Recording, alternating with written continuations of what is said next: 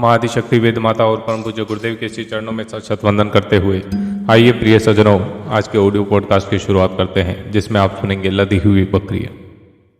गुरुदेव लिखते हैं कि छोटा सा जानवर बकरी इस पर्वतीय प्रदेश की तरन तारिणी कामधेनु कही जा सकती है। वह दूध देती है, ऊन देती है, बच्चे देती है, साथ ही वजन भी ढोती है।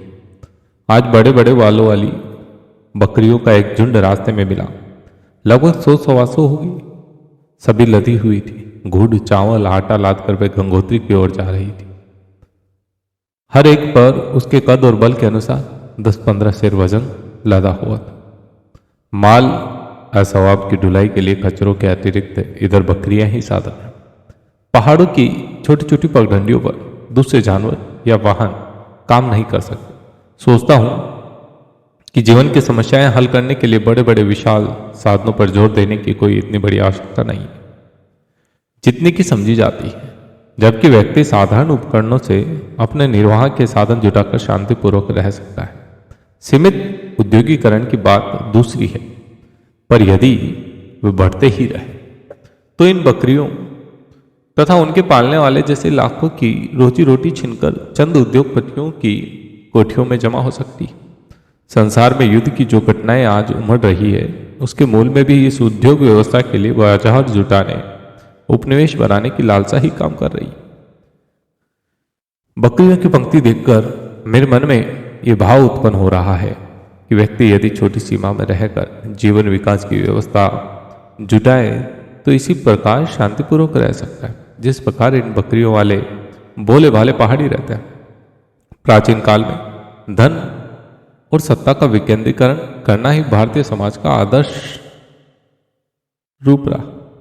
ऋषि मुनि एक बहुत छोटी इकाई के रूप में आश्रमों और कुटियों में जीवन यापन करते थे। ग्राम उससे कुछ बड़ी इकाई। सभी अपनी आवश्यकताएं अपने क्षेत्र में बड़ी इकाई के रूप में अपने समाज से पूरी करते थे और हिल मिलकर सुखी जीवन बिताते थे। न उसमें भ्रष्टाचार की गुंजाइश थी, न बदमाशी की। आज औद्योगिकरण की गुड़दौड़ में छोटे गांव उजड़ रहे, बड़े शहर बस रहे, गरीब पिस रहे हैं, अमीर पनप रहे हैं। विकराल राक्षस की तरह धड़धड़ाती हुई मशीनें मनुष्य के स्वास्थ्य को, स्नेह संबंधों को, सदाचार को भी पीछे डाल रही थी।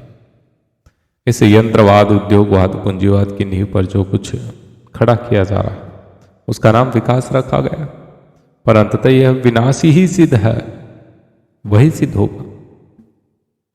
विचार असंबद्ध होते जा रहे हैं। छोटी बात मस्तिष्क में बड़ा रूप धारण कर रही है, इसलिए इन पंक्तियों को यहीं समाप्त करना उचित है। फिर भी बकरियां बुलाएं नहीं बोलती। वे हमारे प्राचीन भारतीय समाज रचना की एक स्मृति को ताजा करती। इस सभ्यतावाद के युग में उन बेचारियों की उपयोगिता कौन मानेगा?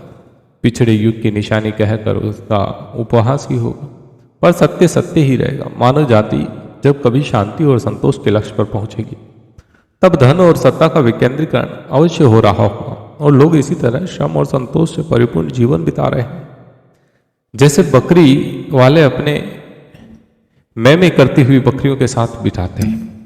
प्रिय सज्जनों, प्रसंग कैसा लगा जरूर बताएं। गुरुदेव के चैनल को सब्सक्राइब नहीं किया तो सब्सक्राइब करिए।